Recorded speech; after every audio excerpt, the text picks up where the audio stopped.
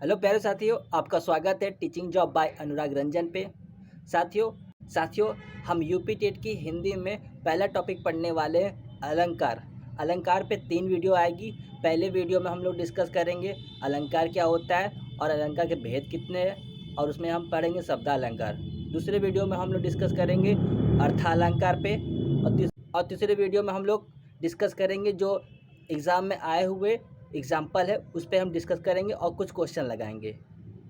तो चलिए आज हम पढ़ेंगे पहले अलंकार क्या होता है और शब्द अलंकार के भेद कितने हैं। वीडियो शुरू करने से पहले मेरा आप लोगों से रिक्वेस्ट है, अगर आप लोग चैनल पर नए आए तो चैनल कर लीजिए सब्सक्राइब और बेल आइकन को दबा दीजिए ताकि हमारा लेटेस्ट वीडियो की नोटिफिकेशन आपको सबसे पहले मिल सके। अगर आपको टॉपिक इंटरेस्टिंग लगता है, समझ में आता है, तो वीडियो को लाइक करिएगा और प्यारा सा कमेंट करिएगा। तो चलिए बिना देर किए हुए अपना हम टॉपिक डिस्कस करते हैं। सबसे पहले हम यह समझते हैं कि अलंकार क्या होता है। काव्य रचना की शोभा बढ़ाने वाले तत्वों को अलंकार कहते हैं। अलंकार के प्रवर्तक यानी जनक कौन है? अलंकार के प्रवर्तक या जनक है आचार्य ब्राह्मण। आचार्य। अलंकार के तत्व कितने होते हैं? 2 होते हैं, एक होता है शब्द, एक होता है अर्थ। यानी कि अलंकार शब्द में होता है और अर्थ में होता है। अलंकार शब्द का अर्थ क्या होता है? अलंकार शब्द का अर्थ होता है आभूषण, शोभा, चमत्कार या सुंदरता। देखिए, जब हम कोई भी रचना पढ़ते हैं तो उसमें चमत्कार, सुंदरता होता है जिसे हम अलंकार कहते हैं। अलंकार 2 शब्दों से मिलकर बना है, एक है अलम, धनकार। अलम का अर्थ होता है मत या पर्याप्त। अलंकार के मुख्य 2 भेद होते हैं, एक है शब्दालंकार, एक है अर्थालंकार। लेकिन अगर ऑप्शन में देता है अलंकार के कितने भेद है, ऑप्शन में 2 देगा, 3 देगा, 4 देगा या कोई नहीं, तो आपको जाना होगा ऑप्शन 3 के साथ, यानी कि शब्दालंकार, अर्थालंकार, उभयालंकार। अगर ऑप्शन में 3 नहीं मिलता है तो आप जाएंगे 2 के साथ। अलंकार के भेद कितने होते हैं हमने पढ़ लिया, शब्दालंकार, अर्थालंकार और उभयालंकार। आज हम डिस्कस करने वाले हैं शब्दालंकार पे। देखिए, शब्दालंकार क्या होता है? जहाँ पर शब्दों के द्वारा चमत्कार या शोभा बढ़ाए जाए वहाँ पर शब्दालंकार होता है। शब्दालंकार के भेद कितने होते हैं? शब्दालंकार के भेद 6 होते हैं। अनुप्रास अलंकार, यमक अलंकार, श्लेष अलंकार, वक्रोक्ति अलंकार, विप्सा अलंकार, प्रश्न अलंकार। अब हम इन 6 भेदों पे डिटेल में पढ़ेंगे। अब हम पढ़ते हैं अनुप्रास अलंकार। सबसे पहले हमें समझना होगा कि अनुप्रास का अर्थ क्या होता है। अनुप्रास का अर्थ होता है आवृत्ति, पुनरावृत्ति, यानी कि बार बार आए। जहाँ वर्ड, शब्द, वाक्य एक ही अर्थ में आवृत्ति करे या बार बार आए उसे अनुप्रास अलंकार कहते हैं। अनुप्रास अलंकार के भेद होते हैं 5 कौन कौन से होते हैं? छेकानुप्रास, लाटानुप्रास, वृत्त्यानुप्रास, श्रुत्यानुप्रास, अंत्यानुप्रास। अब इन 5 भेद को हम डिटेल में पढ़ेंगे। पहला हमारा भेद है छेकानुप्रास, जहाँ अनेक वर्ड की आवृत्ति समान हो। जहाँ अनेक वर्ड की आवृत्ति समान क्रम में हो। उदाहरण से हम समझ लेते हैं। उदाहरण है हमारा बाघे, बधिर, भ्रमर, भरे, अजब, अनुराग। यहाँ पे हम देखिए ब, भ, भ, अ। अब हमारा परिभाषा क्या आता है?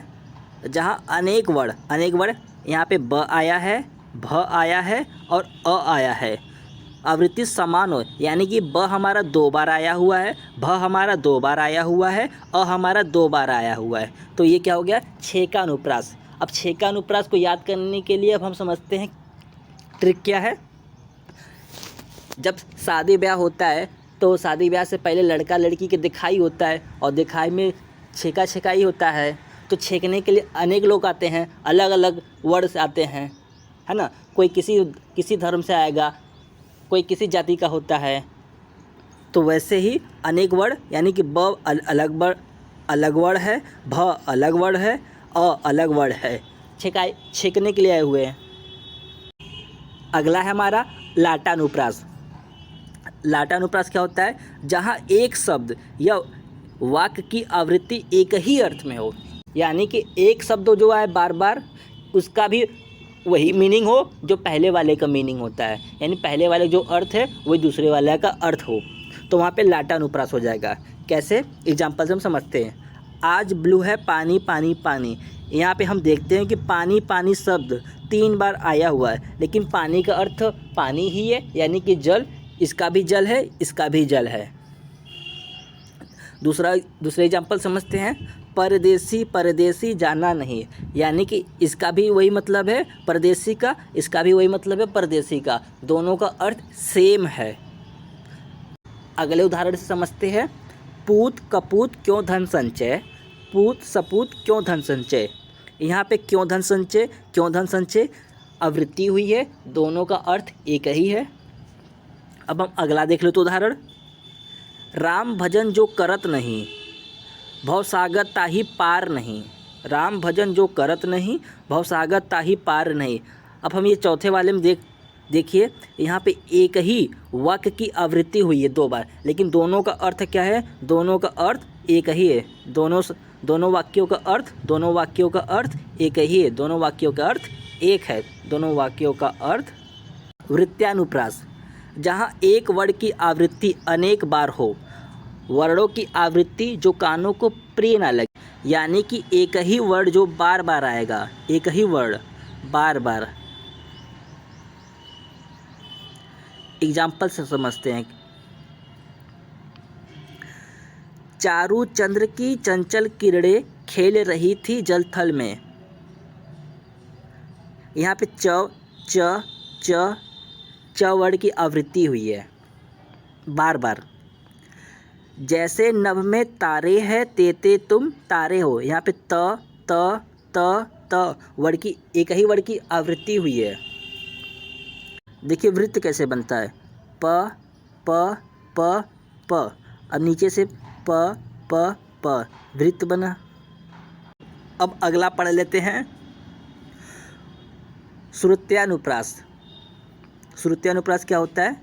वर्णों की वह आवृत्ति जो सुनने में अच्छी लगे, जहाँ एक ही उच्चारण स्थान से उच्चारित वर्णों की आवृत्ति हो। जैसे लैला तुझे लूट लेगी, तू लिख कर ले ले। लवड़ की आवृत्ति हुई है। अंत्यानुप्रास। अंत्यानुप्रास क्या होता है? जहाँ अंत में तुकांत का विधान हो, तुकांत वाले शब्द का प्रयोग हो।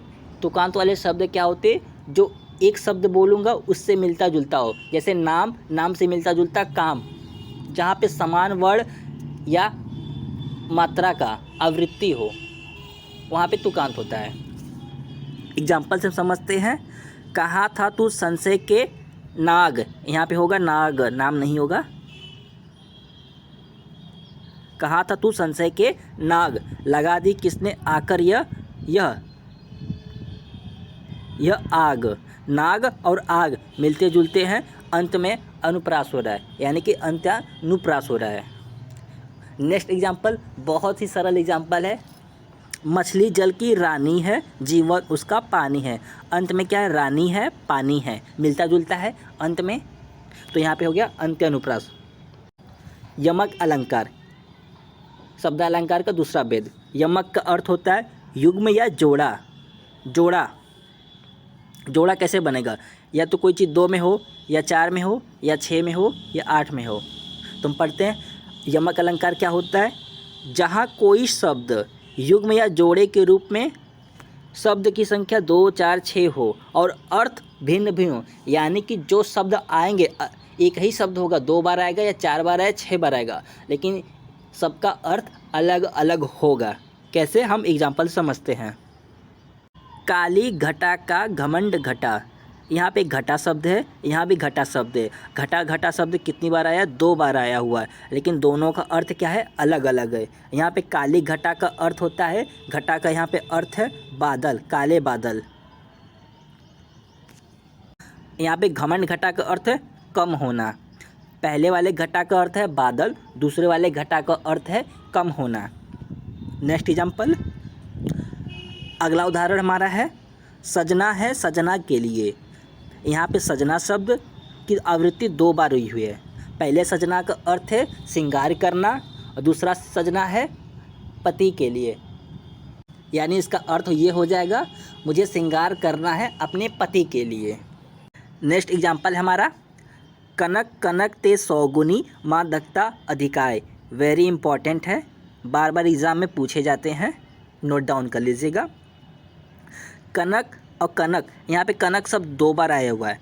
एक कनक का अर्थ है सोना, एक कनक का अर्थ है धतूरा, यानी कि अगर कोई व्यक्ति सोना पा जाए या धतूरा खा ले तो दोनों में एक से ज़्यादा 100 गुनी, तेज 100 गुनी यानी कि जहर होता है। इसको आदमी सोना पाने के बाद बौरा जाएगा और धतूरा खाने के बाद भी आदमी बौरा जाएगा। दोनों कनक का अर्थ अलग अलग है। वेरी इंपॉर्टेंट ये उदाहरण है, नोट डाउन कर लीजिए, एग्ज़ाम में पूछे जाते हैं। नेक्स्ट एग्जाम्पल है जैसे नभ में तारे हैं तेते तुम तारे हो। फ्रेंड्स आप लोग कंफ्यूज ना होइएगा कि यहाँ पे त वर्ड की आवृत्ति हो रही है। देखिए एक ही पंक्ति में, एक ही वाक्यों में अलग अलग अलंकार हो सकते हैं।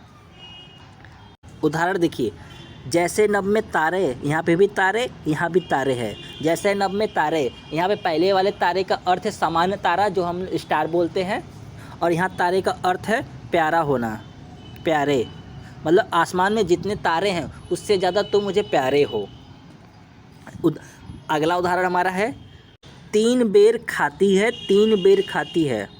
यहाँ 3 बेर, पहले वाले 3 बेर का अर्थ है 3 बार खाना, 3 बार खाना, और वह 3 बेर खाते हैं। यहाँ पे 3 बेर करते 3 बेर मतलब जो बेर का फल होता है, बेर वाले फल, बेर फल का अर्थ यहाँ पे लिया गया है। अब हम पढ़ेंगे शब्दालंकार की तीसरा भेद, श्लेष अलंकार। श्लेष का अर्थ होता है चिपकना। कभी कभी एग्जाम में पूछ लिया जाता है श्लेष का अर्थ क्या होता है, नोट डाउन कर लीजिए, चिपकना होता है। इसका परिभाषा क्या है, जहाँ एक शब्द अनेक अर्थों के साथ या एक शब्द की आवृत्ति बार बार, यानी कि 1 बार, 3 बार या 5 बार या 7 बार आए लेकिन अर्थ अलग अलग हो। श्लेष अलंकार और यमक अलंकार में डिफरेंट यह है कि श्लेष अलंकार की आवृत्ति जो वर्ड की होगी या 1 बार होगी या 3 बार होगी या 5 बार होगी, लेकिन यमक अलंकार की जो आवृत्ति होगी 2 बार, 4 बार, 6 बार, और दोनों के अर्थ अलग अलग होना चाहिए। उदाहरण से समझते हैं, सुबरन को ढूरत फिरत।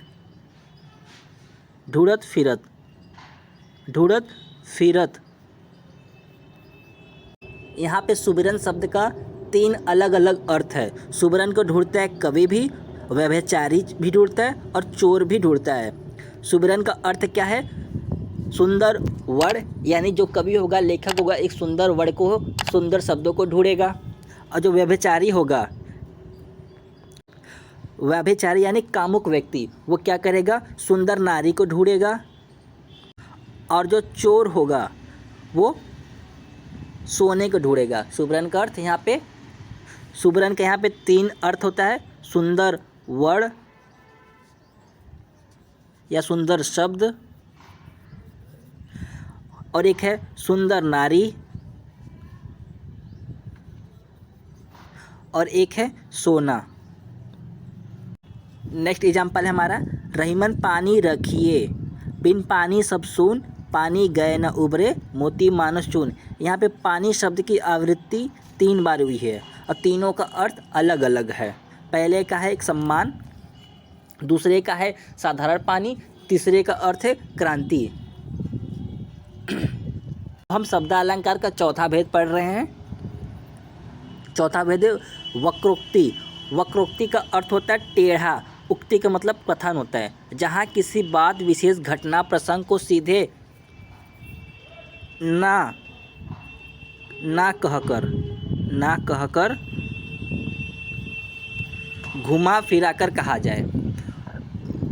उदाहरण समझते हैं, गरीब के पेट पर लात मत मारो। क्या कोई गरीब के पेट पर लात मारेगा? नहीं। यानी कहने का अर्थ यह है कि गरीब का जो रोजी रोटी है उसको ना छीने। कहने का अर्थ ये था कि गरीब का रोटी रोजी ना छीने। अब यहाँ पे कोई गरीब के पेट पे तो लात तो मारेगा नहीं।